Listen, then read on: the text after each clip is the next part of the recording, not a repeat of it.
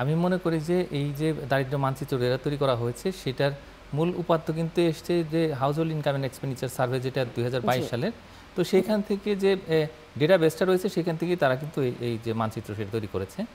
মানচিত্র তৈরি করার পদ্ধতিতে কোনো ভুল নেই। কিন্তু এর পেছনে যে উপাত্ত ব্যবহার করা হয়েছে আমি মনে করি তার মধ্যে অনেক ভুলভ্রান্তি আছে।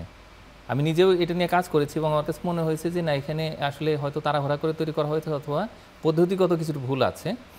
এবং বলা হয়ে থাকে যে এই যে ডেটা সেটা কিন্তু এই উপজেলা ওয়াইজ রিপ্রেজেন্টেটিভ না। এটা নাকি ডিস্ট্রিক্ট লেভেলে কিছুটা রিপ্রেজেন্টেটিভ, তারপরেও নাকি বেশ কিছু সমস্যা আছে এটার মধ্যে।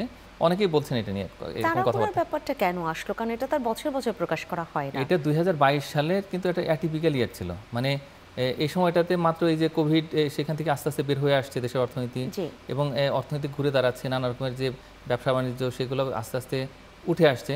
তো সেই সময়টাতে আসলে করা হয়েছে এই জরিপটা এবং এইটার কারণে ভুলভ্রান্তি থেকে যেতে পারে। আর স্যাম্পলিং এর ক্ষেত্রেও কিছুটা হয়তো সমস্যা দেখা দিয়েছে। তার কারণ আগে যেটা করতাম আমরা বা দেখতাম সেটা হলো একেবারে উপজেলা পর্যায় পর্যন্ত এটা প্রতিনিধিত্বশীল ছিল। মানে যেকোনো একটা উপজেলার ডেটা যদি আমরা ধরি তাহলে সেক্ষেত্রে ওখানে যে স্যাম্পলিংটা ছিল, জি, যে জি। হাউস হোল্ডগুলো ছিল সেগুলোর উপরে নির্ভর করা যেত। কিন্তু এই ২০২২ সালে আমরা প্রথম দেখলাম যে আসলে এটা উপজেলা পর্যায়ে প্রতিনিধিত্বশীল নয়। এটা হয়তো এই জেলা পর্যায়ে প্রতিনিধিত্বশীল। আর জেলার ডেটাগুলো তো আসে আসলে উপজেলা থেকে। তো এখন মানে এমনভাবে আসলে ডিজাইনটা করা হয়েছে, ডিজাইন নিয়ে অনেক রকমের প্রশ্ন উঠেছে। আমি মনে করি যে এই প্রশ্নের কারণেই কিন্তু দেখা যাচ্ছে কি যে এই যে জেলার যে সমস্ত তথ্য আমরা দেখতে পাচ্ছি যে দারিদ্র্যের হার যেটা নিরূপণ করা হয়েছে, তো সেইখানে মানে অবিশ্বাস্য কিছু হয়তো উপাত্ত এসছে এবং সেটার কারণে আপনি যেটা বলছেন যে মাদারীপুর হয়তো একটা গরিব জেলা হতে হয়ে চলে গেল। আবার অন্যদিকে যদি আমরা দেখি যে বাংলাদেশের পভার্টি পকেটগুলো কি?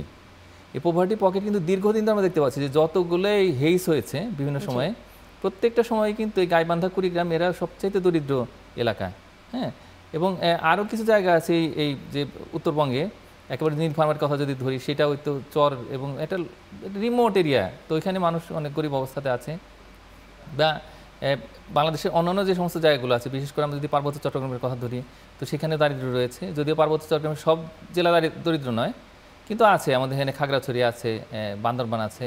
তো তারাও কিন্তু একেবারে খুব এটা রিমোট জায়গা এবং জীবনযাত্রা অনেক কঠিন।